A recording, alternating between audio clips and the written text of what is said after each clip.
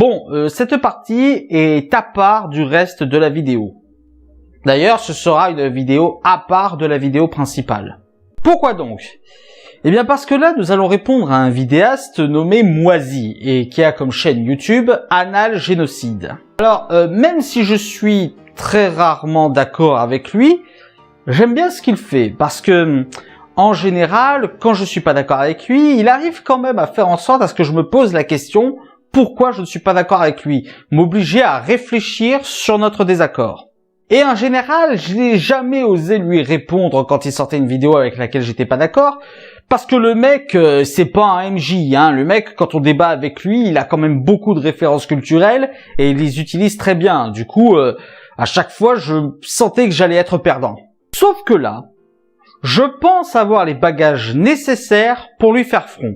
Donc retenez bien ceci, ce n'est pas un clash, ce n'est pas un drama, c'est juste un contre-argumentaire. Et si je le fais en dehors de la vidéo principale, c'est parce que, soyons honnêtes, dans la vidéo principale, je parle de gens qui n'en ont rien à faire de moi. Je veux dire, ils savent pas que j'existe et ça ne leur manque pas.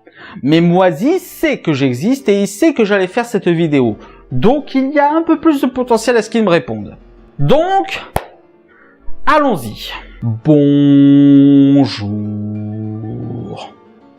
On va arrêter les imitations tout de suite. Bon, on passe le début de la vidéo où il parle de ce dont il va parler, du fait qu'il va résumer l'histoire de Polanski avec une petite référence à Matrix. Tu choisis la pilule bleue et tout s'arrête. Tu peux continuer à regarder les vidéos de Dirty Tommy tout en racontant des conneries.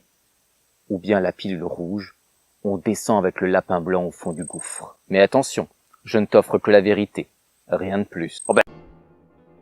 Calme-toi quand même, Moisy, hein. Sautons directement aux arguments que je vais contrer dans sa vidéo. Évidemment, la vidéo en entier sera en description si elle vous intéresse. Comme ça, vous pourrez voir que je ne sors quasiment rien du contexte. D'accord, donc en fait, là, à ce moment-là, Samantha Gamer le dit elle-même, le juge s'en fout d'elle et s'en fout de Roman Polanski. Ce qui l'intéresse à lui, c'est sa propre médiatisation. Ce n'est plus, à partir de ce moment-là, une question de justice. D'ailleurs, elle le dit également dans son autobiographie, si jamais ce n'était pas quelqu'un de connu, si Roman Polanski n'avait pas été connu, si la même situation s'était passée avec un inconnu, pour les mêmes charges, le type aurait été condamné à 6 mois de prison, il serait sorti au bout de 3-4 mois de prison, et puis on en aurait pu parler.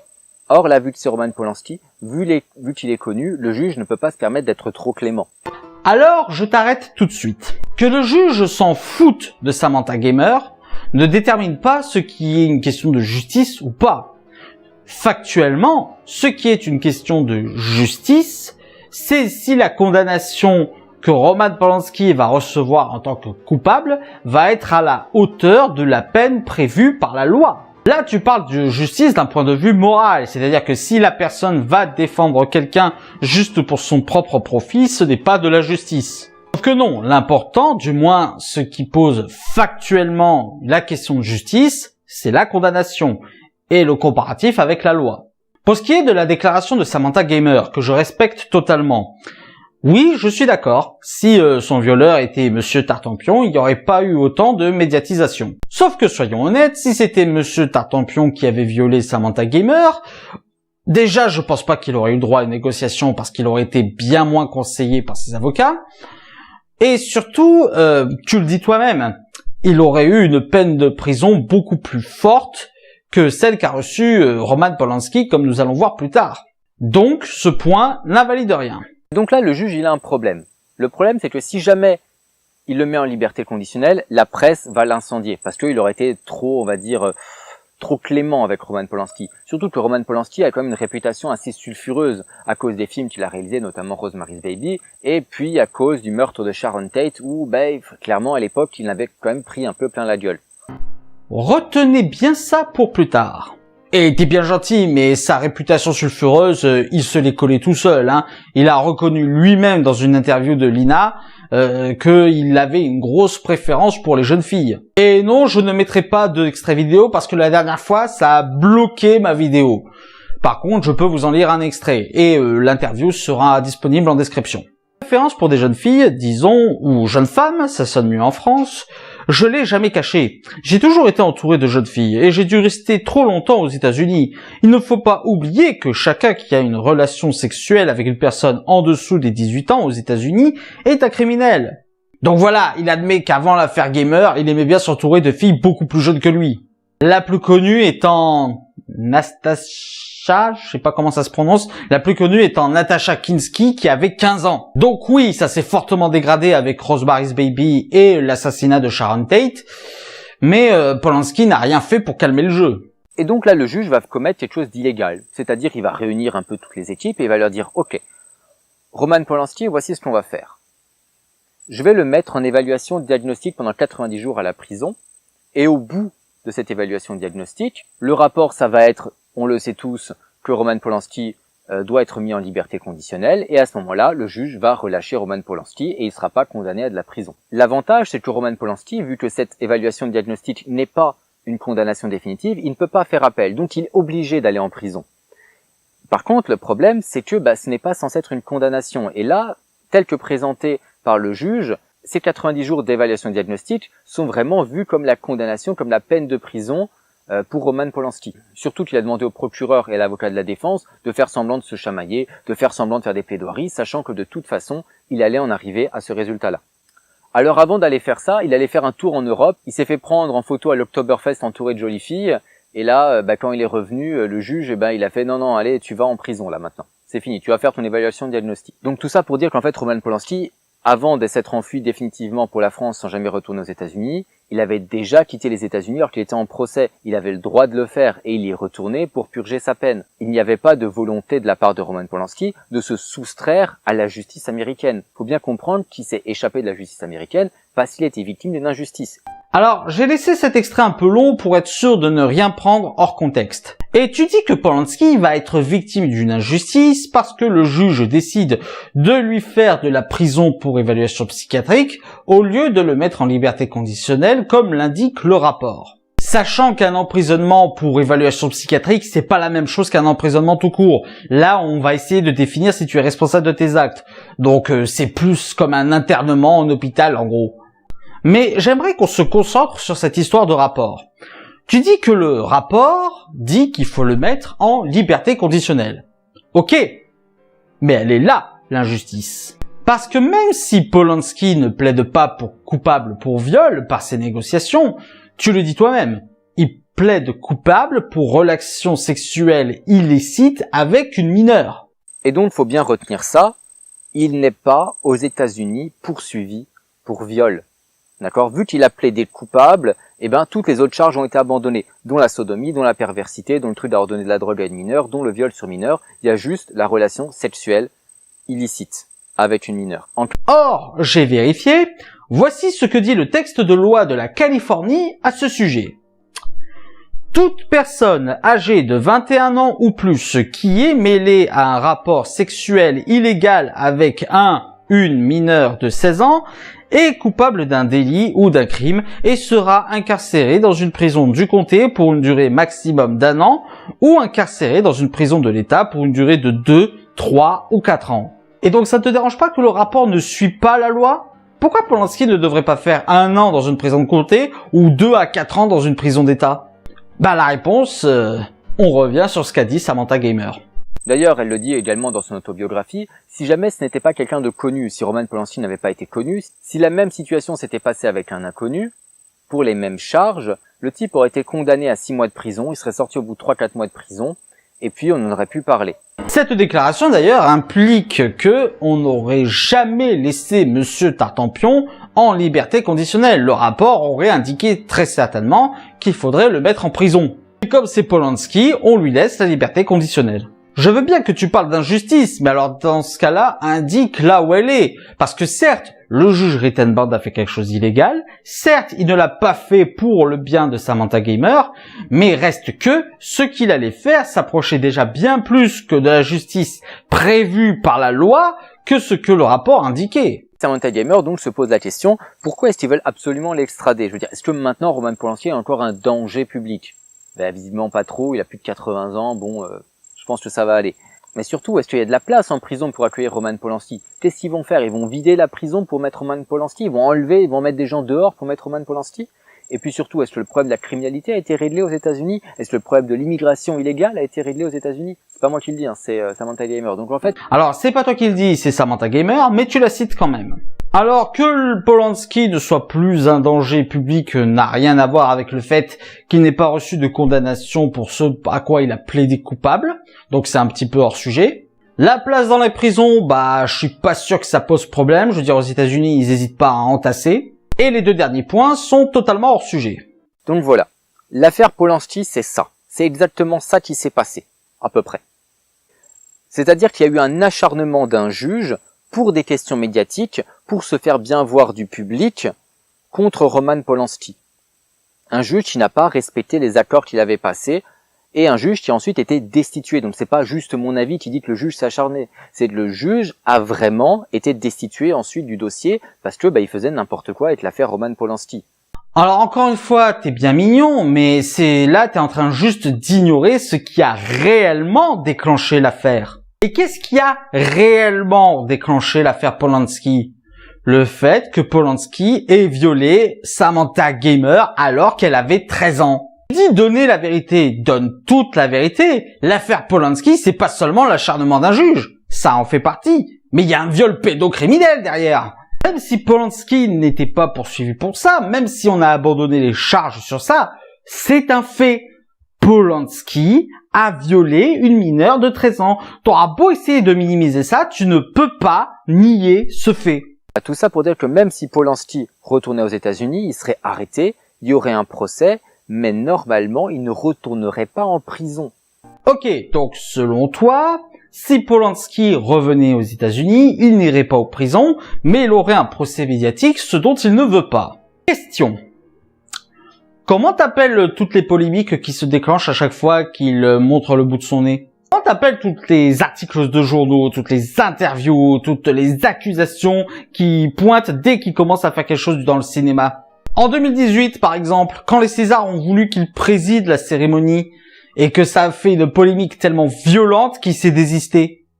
Comment t'appelles ça? Ça fait un peu plus de 40 ans qu'il a un procès médiatique à chaque fois qu'il sort de sa tanière pour faire des films ou pour faire des activités en rapport avec le cinéma. Et là, t'es en train de me dire qu'il ne veut pas retourner aux États-Unis juste pour éviter un procès médiatique? Comment tu expliques également que beaucoup de personnes s'opposent à ce qu'il soit extradé, alors que, selon tes dires, il ne devrait pas aller en prison? Alors, deux raisons possibles. Soit Roman Polanski et tous ceux qui s'opposent à son extradition, dont on peut y compter des politiques, des avocats, bref, des gens qui s'y connaissent bien mieux que toi et moi, sont d'énormes débiles. Ce que je ne dis pas, mais ça fait beaucoup quand même. Soit Polanski risque réellement d'aller en prison parce que le juge ne voudra pas risquer de se faire lyncher pour ne pas l'avoir condamné. Tu le dis toi-même. Et donc là, le juge, il a un problème. Le problème, c'est que si jamais il le met en liberté conditionnelle, la presse va l'incendier parce qu'il aurait été trop, on va dire, trop clément avec Roman Polanski. Et à l'époque, le féminisme était beaucoup moins violent qu'aujourd'hui. Tu crois qu'avec les hashtags MeToo, l'affaire Weinstein et toutes les entreprises qui utilisent la carte du progressisme pour se vendre, tu crois qu'avec tout ça, un juge va prendre le risque de ne pas condamner Polanski à de la prison? Et je pense que tous ceux qui le soutiennent le savent et qui le craignent et que c'est pour ça qu'ils ne veulent pas que Polanski aille en prison ou retourne aux États-Unis. C'est-à-dire que la justice, en fait, elle s'applique à tout le monde. Même si tu as violé, les règles de la justice ne sont pas arbitraires. Tu es censé les respecter, peu importe le crime que tu as commis. C'est ça d'être dans une république ou dans une démocratie. Ah, mais je suis tout à fait d'accord. Et c'est pour ça que je considère que le rapport n'était pas juste quand il parlait de mettre Polanski en liberté conditionnelle. Ce n'était pas conforme à ce que dit la loi à ce sujet. Et vous vous souvenez bien dans ma vidéo sur les violences policières, à partir du moment où on fait rentrer de l'arbitraire, admettons, on se dit oui, Polanski c'est un violeur, on peut être un peu arbitraire avec lui, on peut essayer d'être un peu violent avec lui, on peut essayer de s'acharner un peu sur lui. Si à partir du moment où c'est autorisé, à partir du moment où on peut le faire, rien n'empêche que ça se retourne contre toi et que l'arbitraire se retourne ensuite contre tous les citoyens. Alors, encore une fois, on ne demande pas de la justice arbitraire, on demande à ce que Polanski soit condamné à une peine de prison correspondante au crime qu'il a commis. Je ne parle même pas de viol parce qu'il n'a pas plaidé coupable et qu'on a abandonné les charges sur ça. Non, je parle de relations sexuelles illégales avec une mineure. Et on l'a vu plus tôt, ça peut être considéré comme un crime. Et dont un rapport a jugé arbitrairement qu'il ne devait pas faire la peine prévue pour ce genre de choses.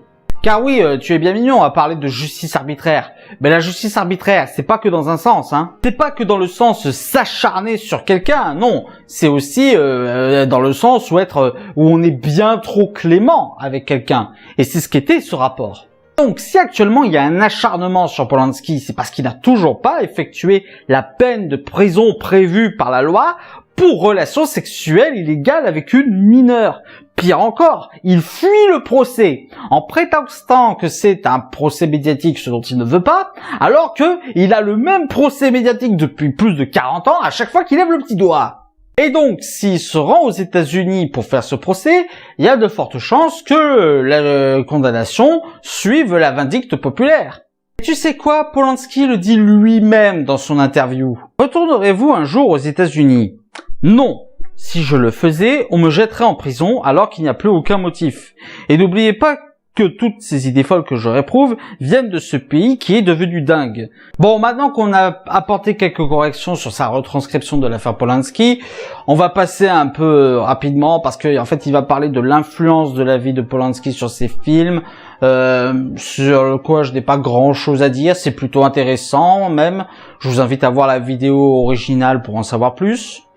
Et il va dire ça. C'est qu'en fait, Roman Polanski ne va pas se placer du côté de Dreyfus. Il va se placer du côté du personnage joué par Jean Dujardin, qui est un antisémite notoire et qui déteste absolument Dreyfus. Et donc, on a ce type-là, Jean Dujardin, qui va se mettre à enquêter sur Dreyfus, parce qu'il se dit, mon Dieu, il y a un peu anguille sous roche. Il a beau le détester, il a beau détester les Juifs, il va fouiner, il va chercher pour voir quel était le problème. Et il va se rendre compte que Dreyfus était innocent. Donc, dans le film, on suit Jean Dujardin. Et Jean Dujardin, il a beau détester Dreyfus, il va devoir s'intéresser aux faits. Et en fait, moi, quand je vois le film J'accuse, je le vois de la même manière par rapport à l'affaire Polanski. Je vois Polanski qui te dit, intéresse-toi aux faits, intéresse-toi à ce qui s'est vraiment passé. Et c'est ce que j'ai essayé de faire dans la première partie de cette vidéo. Ok. Et qu'est-ce que tu en as conclu ? Peut-être qu'il a violé, sans doute qu'il a violé. Certainement qu'il a violé, cependant, ça n'excuse absolument pas le comportement du juge Rittenband.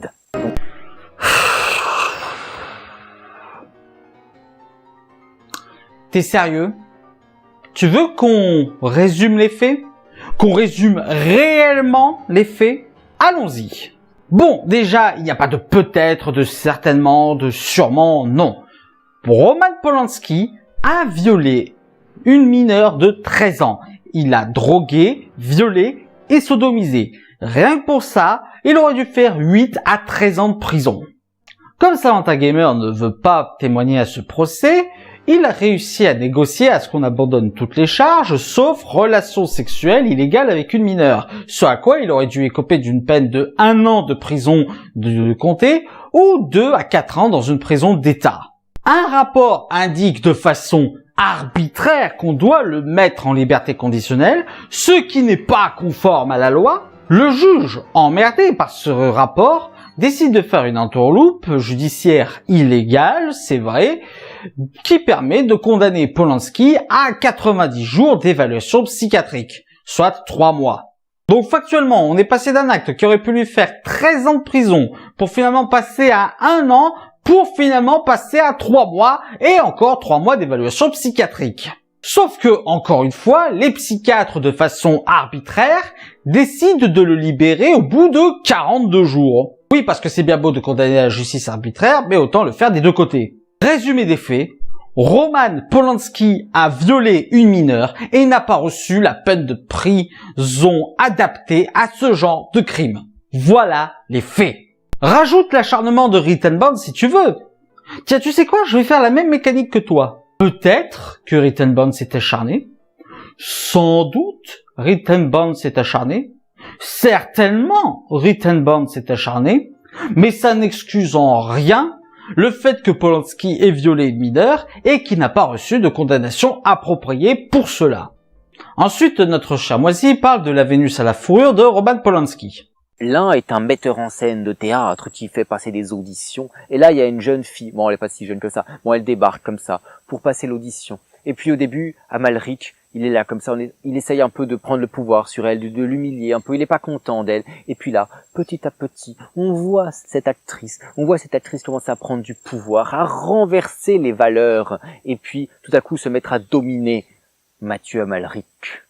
Et c'est ça, le masochisme. Et là, ça en dit long sur le rapport de Roman Polanski aux femmes, sur le rapport de Roman Polanski à la sexualité. Donc, ok, t'as une interprétation de La Vénus à la fourrure. Moi, j'ai une interview dans laquelle il dit qu'il aime bien les filles jeunes. Tu veux qu'on compare ? Bon, ensuite, Moisy parle du film J'accuse, où je suis plutôt d'accord avec lui, à savoir qu'il faut séparer l'œuvre de l'artiste, parce que soyons honnêtes, le film n'est pas dangereux, et en plus, il est très bien. Il parle ensuite des Misérables de Ledgely, qui est une ordure et que pourtant on ne boycotte pas ses œuvres. Je suis plutôt d'accord là aussi, je trouve qu'il y a eu une énorme hypocrisie autour de Ledgely. J'aime beaucoup le film Les Misérables, mais non, je ne vais pas acclamer Ledgely. Je suis cohérent. Si je crache sur Polanski mais que j'accuse, je peux acclamer Les Misérables et cracher sur Ledgely. Mais je reconnais qu'ils ont tous les deux fait un excellent film et que censurer ou boycotter ces films serait plus une perte qu'autre chose. Tout comme suite de la vidéo, Moisy parle de censurer Gauguin ou Céline et je suis d'accord que ça ne sert à rien. Je veux dire, censurer des artistes morts, ça ne sert à rien. Si vous voulez censurer des artistes qui n'avaient pas la mentalité woke, il va y en avoir beaucoup à interdire, Au 19e siècle, les SJW, ça n'existait pas. Ah, la bonne époque. Puis arrive ça. Et en fait, moi, j'ai une hypothèse. Je pense que si jamais Roman Polanski est un aussi bon réalisateur, parce qu'il parle de choses aussi intéressantes, avec un angle de vue aussi intéressant, si Céline est un aussi bon romancier, parce qu'il écrit des choses extrêmement percutantes et pertinentes, c'est parce que tout simplement, ils ont eu une vie de merde. C'est parce que ce sont des connards que tout simplement, ils arrivent à faire passer leur folie dans leur art. C'est parce qu'ils ont vécu des choses qu'ils arrivent à rendre leur regard dessus percutant. Et quelqu'un qui n'a rien vécu, je ne suis pas sûr que ça donne grand-chose. Ouais. Prendre deux exemples de connards, ce sont tes termes, pour dire que s'ils font des bons trucs, c'est parce que ce sont des connards, comme tu dis, et dire que des personnes qui ne sont pas des connards font de la merde, c'est pas pertinent. Bon, là, il admet lui-même que ce n'est qu'une hypothèse, mais je pense qu'elle est fausse, parce qu'on peut citer beaucoup d'exemples d'artistes qui moralement ne sont pas trop bas, qui sont pas mal du tout même, et qui pourtant ont fait de grandes œuvres. Après, peut-être qu'un vécu tragique amène de l'inspiration, c'est totalement possible. Mais ce n'est pas parce que tu as un vécu tragique que tu vas être quelqu'un de moralement détestable. Parce que oui, avant d'être un violeur, Roman Polanski en avait quand même bouffé pas mal dans sa vie. Et je connais pas Céline, mais je pense que ça doit être son cas aussi. Est-ce qu'un auteur comme Clive Barker ou des réalisateurs comme Steven Spielberg ont eu besoin d'être moralement bas pour faire leur film? Je ne pense pas. Et pour le reste de sa vidéo, je n'ai quasiment rien à dire parce que non seulement il parle plus vraiment de Polanski, mais de la censure au nom du progressisme. Et en plus de cela, je suis globalement d'accord avec tout ce qu'il va dire par la suite, donc bon. D'ailleurs, on va conclure sur ça, parce que si Moisy a défendu Polanski, ce n'est pas pour le plaisir de défendre Polanski. Non, il voulait dénoncer la cancel culture, la censure au nom du progressisme, ce genre de choses. Et je respecte cela, j'approuve même. Seulement, attention Moisy, attention à ne pas tomber dans la défense abusive. C'est ce que tu as fait pour Polanski. Tu l'as défendu de manière abusive, et du coup j'ai pu prendre tous tes concepts et les retourner contre toi. La justice arbitraire, juger uniquement les faits, tout cela j'ai pu le faire, et j'ai pu le faire pour te contredire. Tu aurais été bien plus pertinent si tu avais été plus objectif sur l'affaire de Samantha Gamer. Et autant je suis d'accord pour dire qu'il ne faut pas censurer ni boycotter Polanski, mais autant je suis d'accord pour qu'on l'extrade afin qu'il ait son procès aux États-Unis et qu'il ait enfin la peine de pourquoi il a plaidé coupable. Tu sais, tu parles souvent du contrat social de Rousseau, comme quoi, si on respecte les règles imposées par la société nous permet de vivre ensemble. Mais là, il y a eu un problème. Quelqu'un n'a pas respecté le contrat social et il n'a pas eu de sanction. Du coup, c'est ce que réclament les autres, que la sanction ait lieu comme le prévoit la loi. Et tu sais quoi? Je suis persuadé que si Polanski avait été condamné, non pas pour venger Samantha Gamer, non, juste pour appliquer la loi, ça aurait donné beaucoup moins d'eau au moulin à ceux qui veulent le censurer. Je t'invite à réfléchir sur ça.